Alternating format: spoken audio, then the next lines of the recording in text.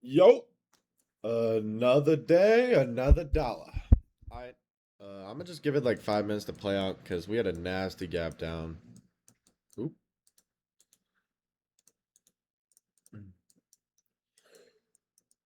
I'll just crush some dinner. Oof.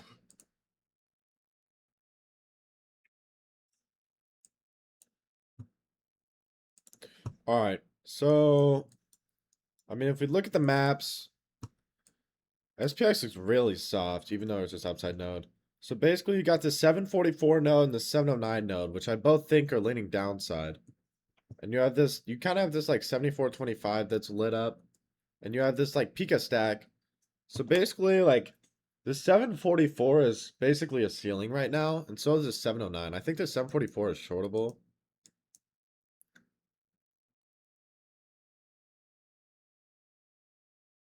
Okay, you tap 709.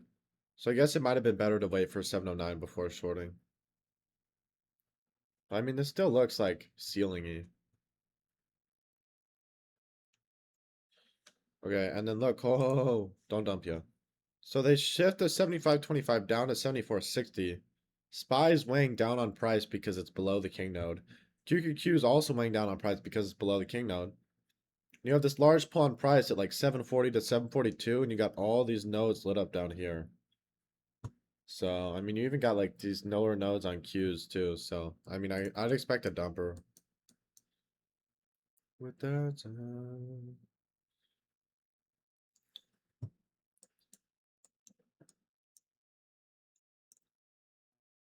this is definitely a hard hold. Even they shipped a SPY ceiling up and then it dumped. So they moved the 744 up to 745 and then it nuked. But yeah, so here's the amplification. So, I mean, you're going to expect a small bounce off of 742, but this Pika stack down here is weighing down on price.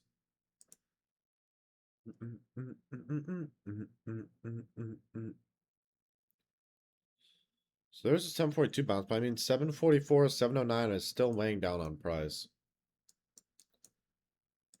And you still got these lower nodes on SPX. So, I mean, coming in, like, you're going to bounce off this Q's node, and you're going to bounce off this SPY node. But the 740 is still lit up, these lower SPX nodes are still lit up. So basically, like, what I would anticipate is you might get a small little pop to like 7460, but you're gonna come and at least like front run these 7430s.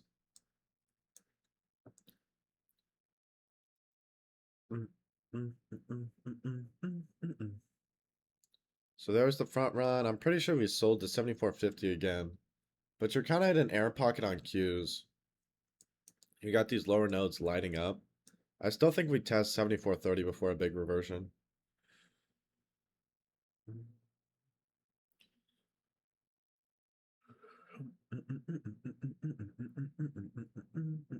All right, so here's where we need to have a chat. SPY is coming in at 740, possible reversal zone. SPX coming in a reversal node, and then QQQ is coming into a very big high time frame like pivot. So about $1 lower, I slam longs on Qs. But I mean, you have to look like SPX, SPY, like even though we overshoot some of these nodes, like right here, QQQ came into contact with a high time frame support and resistance. Plus the 740 floor, plus the 7420, like these were the freest longs I've ever seen. 7430 becomes the floor. And then like once all these positive gamma, like as it goes up, like these just continue. It's like a tsunami. Like it's just gonna cause price to flood up.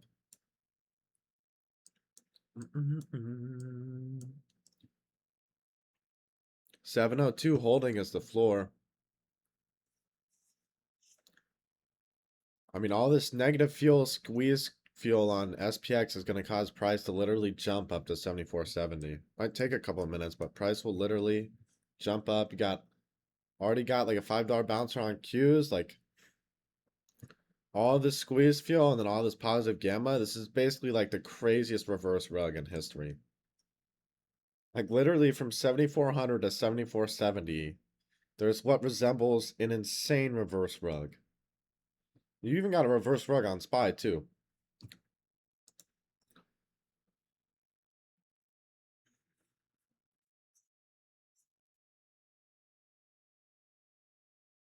So here, I mean, you start to see more like a building block on the 706, so you can expect a dump and then a pump.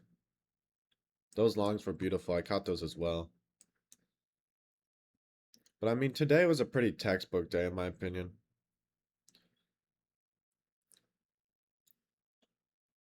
And then you got another reverse rug kind of on SPX with the 7470 to like the 7485. But at some point, you're going to come in contact, like, you're going to come into resistance here on Qs. There's just too many positive nodes not to come into resistance eventually. And like, even with this dark pool plus this node on Qs, like, this is where I would start to be suspicious of a rejection.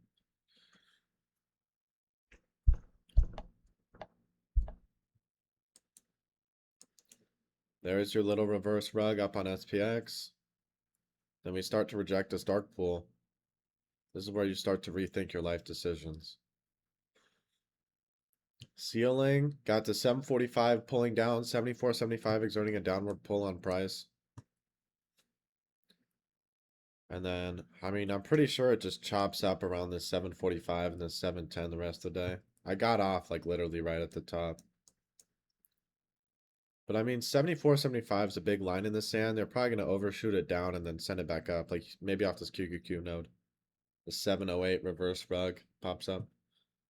Yeah, okay, so there's overshoot the 74.75 plus this node that pops up, this reverse rug on Qs, sends us right back to the SPY King node. So I'm assuming we just kind of chop here and then maybe we get an upside move to like this 711 on Qs.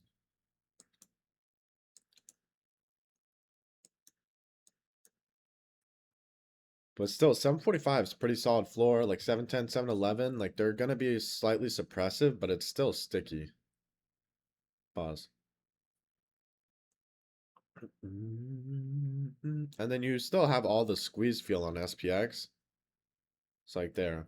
It's like all these negative nodes are just squeeze feel, like literally.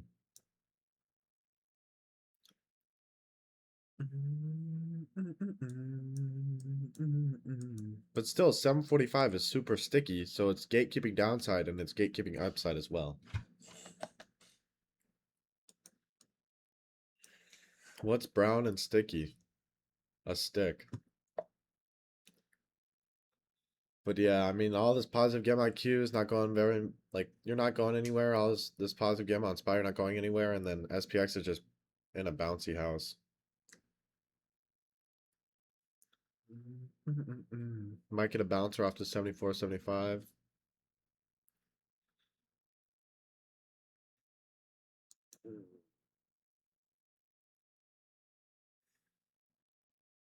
Holy volatility. To be honest, like, there's not much to trade here.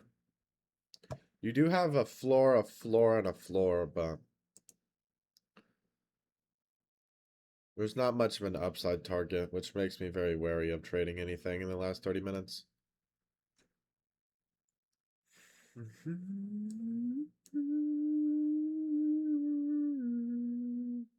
So yeah, longs did end up paying on QQQ, but that was insane, by the way. But still, like, even if you do have like a floor, and a floor, like you'd have to overshoot. You'd have to get in on the overshoot and then trust your bias up. But yeah, I mean, it was an insane day to trade nodes today. It was an amazing day. I just really think like, dude, it doesn't get much better than today. So, all right. I'll catch y'all guys tomorrow. Take it easy.